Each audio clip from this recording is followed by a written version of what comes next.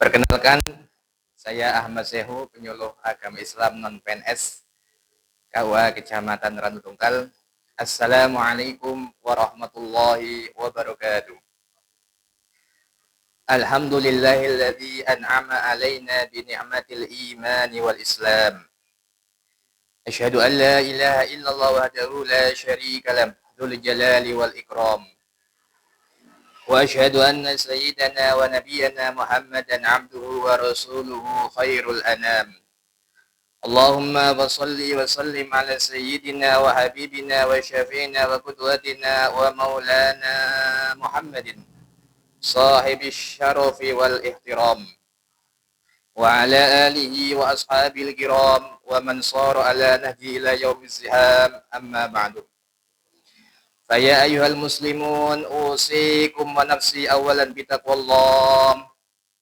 قال الله تعالى في كتابه الكريم: أعوذ بالله من الشيطان الرجيم بسم الله الرحمن الرحيم إنا نحن نحيي الموتى ونكتب ما قدموا وآثارهم وكل شيء أحصيناه في إمام مبين.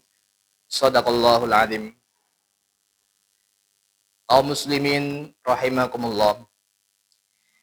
Di dalam Al-Quran, tepatnya di dalam surat Yasin ayat 12, Allah subhanahu wa ta'ala berfirman, A'udzu billahi minasyaitonir rajim.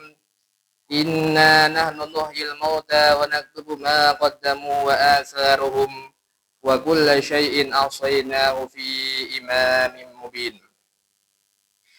Inna nahnu nuhyil mauta. Sesungguhnya kami yang menghidupkan orang-orang mati. Ay fil qabri li jawabi munkarin wa nakir. Allah zat yang menghidupkan manusia. Setelah kematiannya, menghidupkan di antara yang pertama adalah di dalam kubur. Dengan tujuan untuk menjawab pertanyaan mungkar dan nakir. Ay fil qiyamah. Menghidupkan orang-orang yang mati, artinya nanti kelak di hari kiamat, di hari kebangkitan, Allah akan menghidupkan manusia dari alam kubur.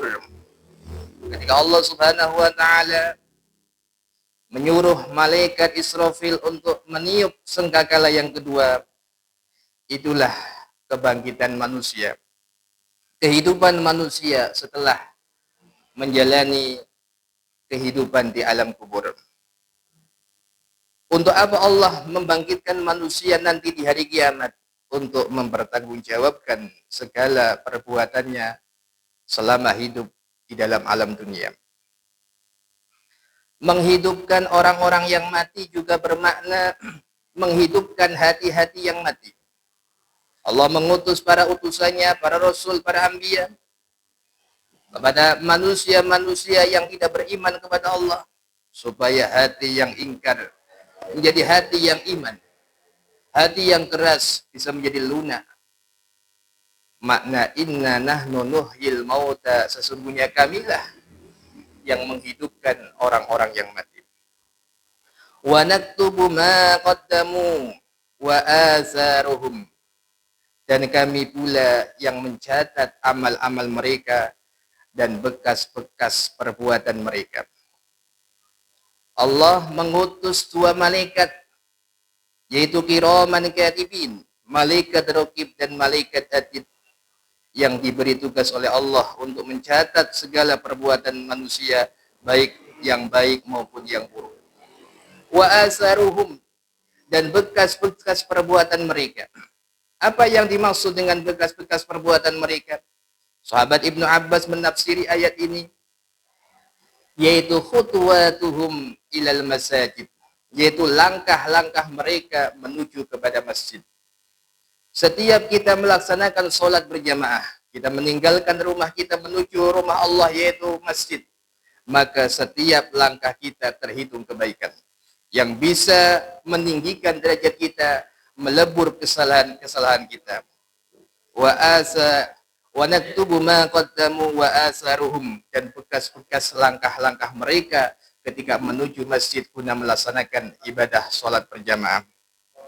kaum muslimin yang berbahagia.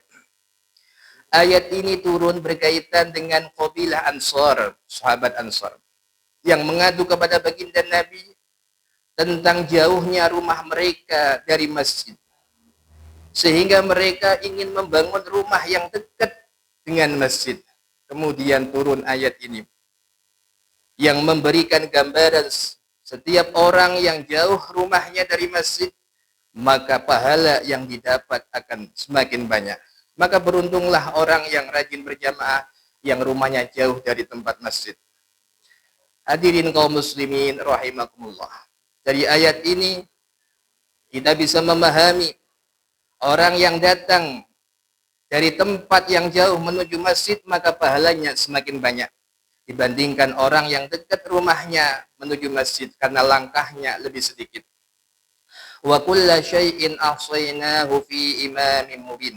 Dan segala sesuatu telah Allah kumpulkan di dalam kitab induk yang nyata, yaitulah Lauhul Mahfuz.